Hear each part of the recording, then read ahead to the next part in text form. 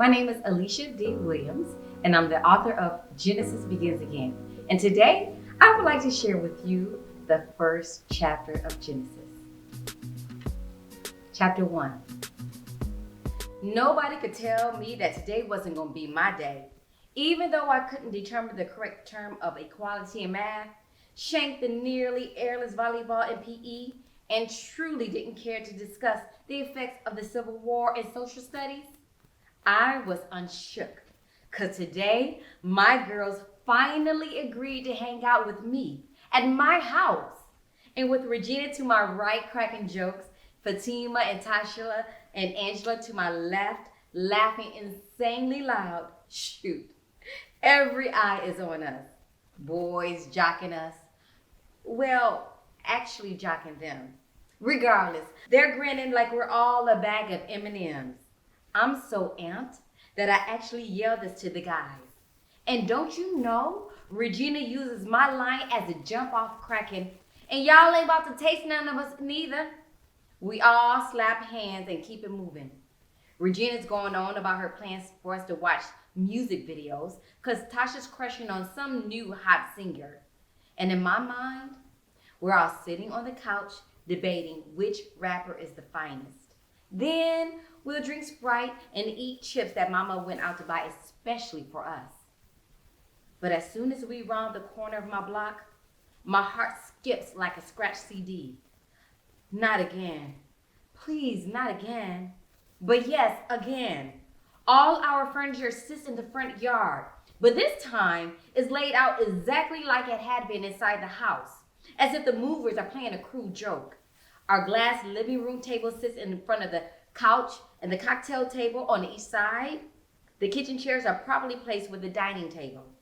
Even our beds are still made with the blankets and pillows. This your house? Regina says, flicking her long braids. No. Dad. Didn't he know today was epic for me?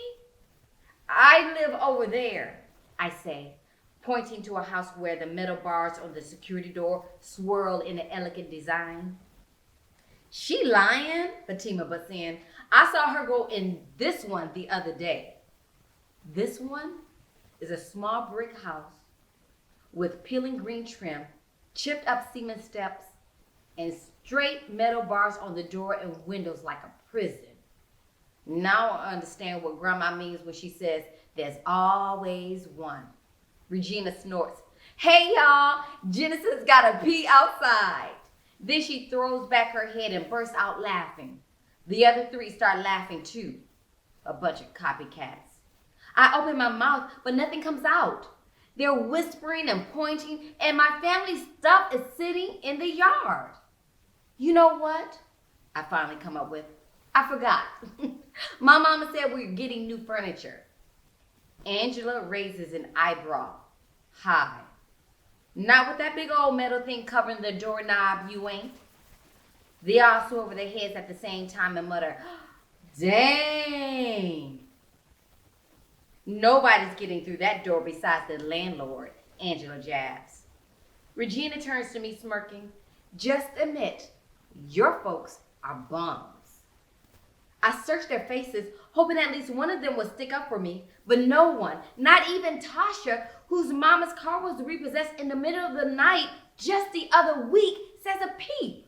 Yes, I know a repossessed car ain't as serious as finding your stuff spread out in the yard for everybody to see, but still. No, I'm out of lies. Dad. Oh, it's just that it is what it is. Ain't that right, y'all? They all yep as Regina now roams around the couch and table, stalking. Furniture so busted, even the Goodwill don't want it. The copycats he again. This time, I force myself to laugh right along with them. I know, right? I agreed, trailing her. I knew you were poor, but dang. Regina struts past our kitchen set, pokes at a wobbly chair. This is pitiful, Char. I try hard not to visibly wince. Char. Short for charcoal. Since I started at the school, I've laughed at their jokes and sucked it all up to make friends. And I'd made progress. Just this last week, they stopped calling me eggplant. And then they agreed to come over. Regina beelines toward a cluster of furniture that had clearly been in my bedroom. Y'all want to see some of Char's hand-me-downs?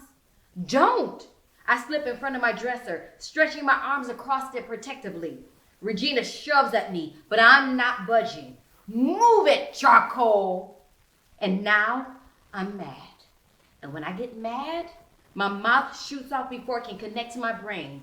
And now my mouth is dishing out a response faster than I can stop it. Because how could she? How dare she?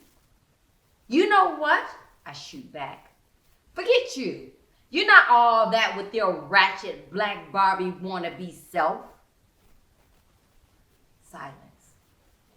Dead silence. Now I've done it. Goodbye, Regina. Goodbye, Tasha, Fatima, Angela. Goodbye, any chance at.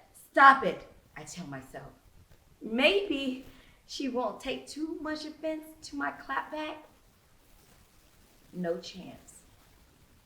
Regina stands rigid. Her hands ball into fists. Her posse rallies closer. What did you say? She says, her voice low, dangerous. All four of them edge toward me, slow, steady. Say it again. No way am I saying it again. Regina narrows her eyes. One fist starts coming up, and oh, merciful Lord, a screen door slams. My neighbor who's never said two words to me since we moved in, now stands wide leg on her porch. She sizes up the furniture, me, Regina, and the girls. Regina glowers back, maybe waiting for it to leave so they can pummel the living daylights out of me. My neighbor doesn't leave. She stares us down. Finally, Regina raises her chin. Don't let me catch you around, eggplant. Come on, y'all. And in unison, the other three turn and march out of my yard, down the sidewalk. Bang. The screen door closes as my neighbor goes back into her house. And now I'm left with this. I fall on my bed, which is outside, and pray I don't ever have to see Regina and them again. Then I curse Dad for not paying the rent. Again. I curse him for making me wait here while passing spectators stare stupidly, like maybe I don't realize furniture is supposed to be inside a house. Then I curse myself for believing someone like Regina would even be friends with me. But I'm not gonna cry. I'm not. Especially because even though our neighbor might be back inside, she's watching from her window. It's getting chilly now, so I reach over and dig in my drawer for a sweatshirt. But my hand first finds a sheet of paper. The list. I pull it out. The list. Even though the paper's wrinkled and worn, I review and add to it all the time. Back in 5th grade, China and Portia slid a note onto my desk. Gullible me thought it was an invitation. And then I read the title, 100 Reasons Why We Hate Genesis. Stupid girls. Couldn't even count. They only listed 60 reasons, and they were stretching it too, because some were really dumb. Like number 1, she smiles too much. Or number 39, she thinks she got pretty writing. And even number 46, she bumped into me and acted like she didn't know it. Shoot, they should have just asked me for the rest, because I've already added 24 others, like number 73, because she's always getting put out of her house. Or what I'll add now, number 85, because her friends dump her when they see her stuff on the curb like a Salvation Army pickup.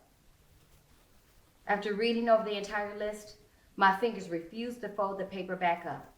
Thoughts of how badly I wanted to strut down the halls with Regina and her girls keep needling me. Of course, I'd never actually be one of them, but just being with them was good enough, you know? When I'm with them, someone else is on the sideline admiring me. No clue I'm fronting like my life's all that. But now I picture Regina's face from 15 minutes ago and how I laughed at myself to prove I could take a joke, because yes, I really could. Except none of that was a joke. So I guess I'm proved I'm great at fronting. Now my fingers tremble as I add number 86. Because she let them call her charcoal, eggplant, and blackie.